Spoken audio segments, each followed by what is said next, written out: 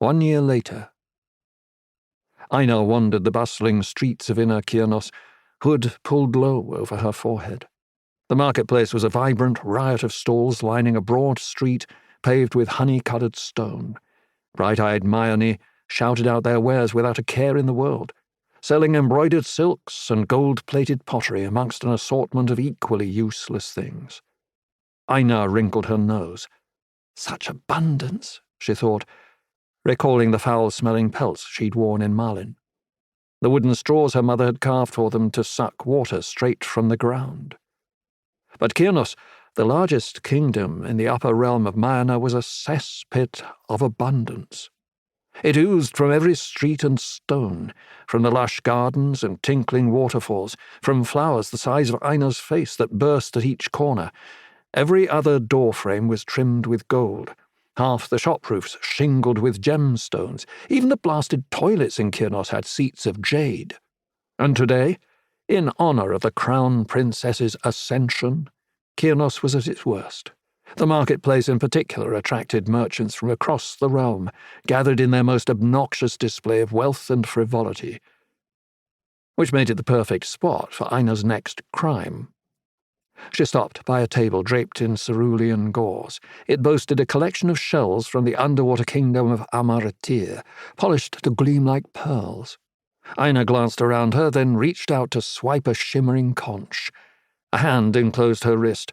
Aina recoiled, muscles tensing into the familiarity of fight. "Do not be afraid, child," a kind voice said. An old woman with skin like bark smiled down at her. She plucked the conch from Aina's hands and held out a spiral shell. "Take this instead. It will bring you good luck." "How so?" Aina asked. "See the pattern of the swirl? It signifies the forward rotation of the soul. You are meant to have it." The woman pressed the shell into Aina's hand. "May your soul spin straight and swift." Aina pocketed the seashell and tugged her hood down to obscure her forehead. As if a stupid trinket could hold such powers. Even if it could, this shell was the last thing Aina needed. She wanted to reverse her soul spin, load it with sin until the Torana sucked her back into Malin, back to her mother. It would have been easier to walk through one of the gateways, but for some hell-forsaken reason they refused to let her through.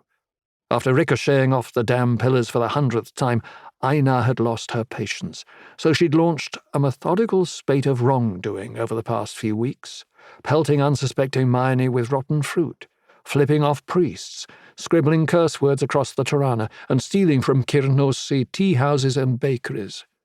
But today she would not steal food, which was plentiful in this realm. She would steal something of far greater value. The next stall was piled with Kyrnossi goods. Circlets of jasmine and freesia lay in heaps next to emerald-studded miniatures of Sherka the Gazero, the great grass wolf worshipped throughout the realm. Aina stared at the miniatures, a hand going to the cloth pouch at her waist.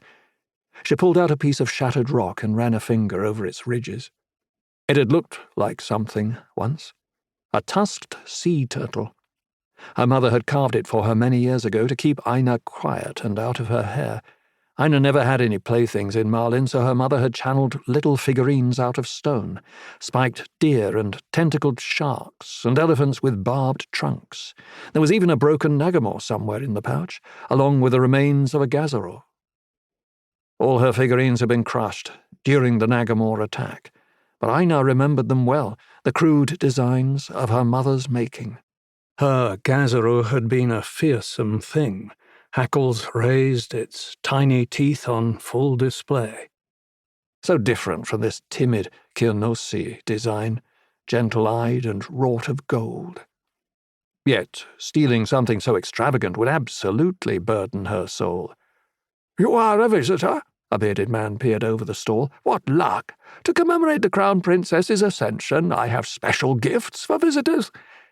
He produced a jade wolf the size of Aina's thumb and offered it to her.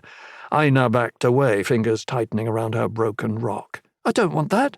"But you must take it," the man insisted. "It is a sacred likeness of Goddess Sherka herself."